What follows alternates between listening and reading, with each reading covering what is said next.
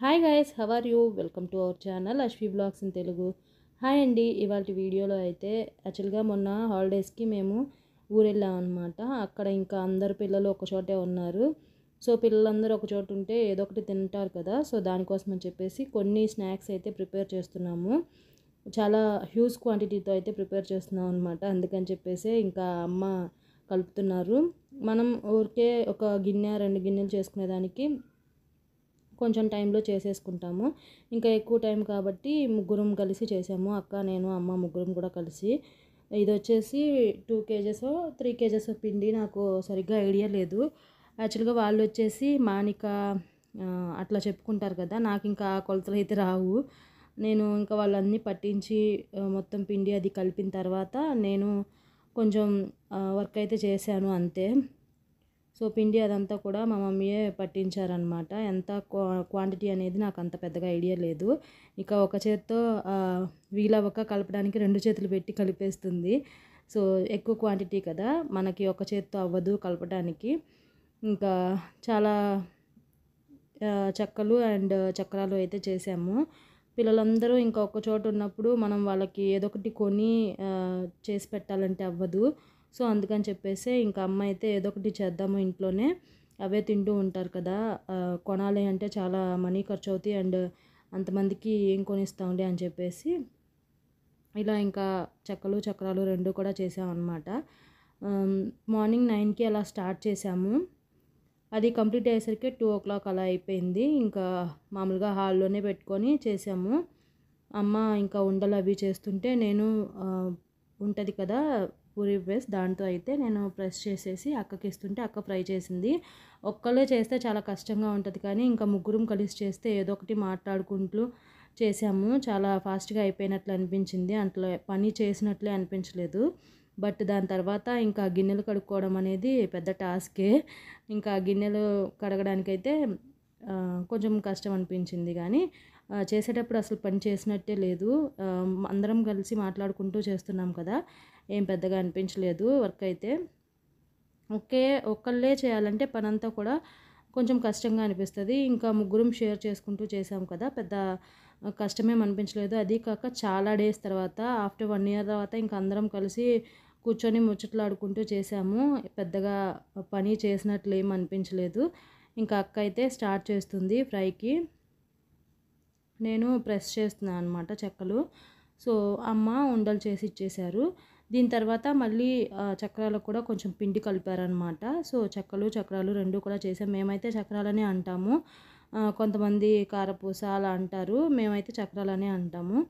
ఇంకా ఈజీగా చేసేసాము ముగ్గురం కూడా కలిసి. సో ఈ హాలిడేస్లో పిల్లలందరూ ఉన్నారంటే అందరికీ కూడా కొనివ్వడం చాలా కష్టమవుతుంది. అండ్ ఏం కొన్నా కానీ కొన్నవి తిన్నట్లు ఉండవు పిల్లలకి. ఇవి మనం ఇంట్లో చేసినవి అయితే హెల్తీగా ఉంటాయి. అట్ ది సేమ్ టైం వాళ్ళు ఎక్కువ తినాలన్నా కానీ ఇంట్లోయే కాబట్టి పెద్ద ఇబ్బంది ఉండదు. అదే కొన్నవి అంటే వాళ్ళకి మళ్ళీ తిన్నన్ని కూడా రావు. కొన్నవి అయితే ఏదో ఊరికే తిన్నామంటే తిన్నామన్నట్లు, కానీ కడుపు నిన్నట్లు ఉండదు కొన్నవి తింటే. సో ఇంకా ఆ ఉద్దేశంతోనే ఇంకా మేము చేస్తున్నాం అనమాట. యాక్చువల్గా చాలా వరకు ఇంట్లోనే మేము చేస్తాము, ఎందుకంటే పిల్లలందరికీ కూడా సరిపోతాయి అండ్ మనం చేసుకుంటే హెల్తీగా కూడా ఉంటాయి కదా. అందుకని చెప్పేసి ఎక్కువ కొనము. కొన్న వాటికి ఏంటంటే మనీ ఖర్చు పెట్టడమే కానీ పెద్దగా తిన్నట్లేం అనిపించవు, ఎక్కువ రోజులు వచ్చినట్లు ఉండవు అనమాట. ఇవైతే మాకు 1 week 2 weeksకి పిల్లలందరూ తిన్నా కానీ సరిపోతాయి అన్నమాట. అందుకని చెప్పేసి ఇంకా చేస్తున్నాము. ఇంకా ఒక్కొక్కళ్ళు ఒక్కొక్క పనిలో ఉన్నారు.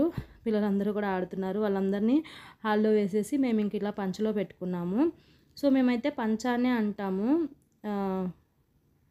హాల్లా ఉంటుంది కదా, సో అక్కడైతే పెట్టేసుకున్నాం అనమాట తలుపులు వేసేసి. అప్పటికే కొంచెం ఎండ వస్తున్నట్లు అనిపించింది. ఇంకా మధ్యాహ్నం అలా అయితే ఎండ అంతా బయటకు వెళ్ళిపోతుందిలే అని చెప్పేసి 10కి అలా స్టార్ట్ చేసాము. మార్నింగ్ అయితే 7, 8కి ఇంట్లోకి వస్తుంది ఎండ. ఇంకా మేము అందుకని చెప్పేసి 9కి అలా టిఫిన్ అది చేసేసి 9, 10 ఆ టైంలో అయితే స్టార్ట్ చేసామన్నమాట. 2 కల్లా అయిపోయాయి మొత్తం కూడా చేయడము.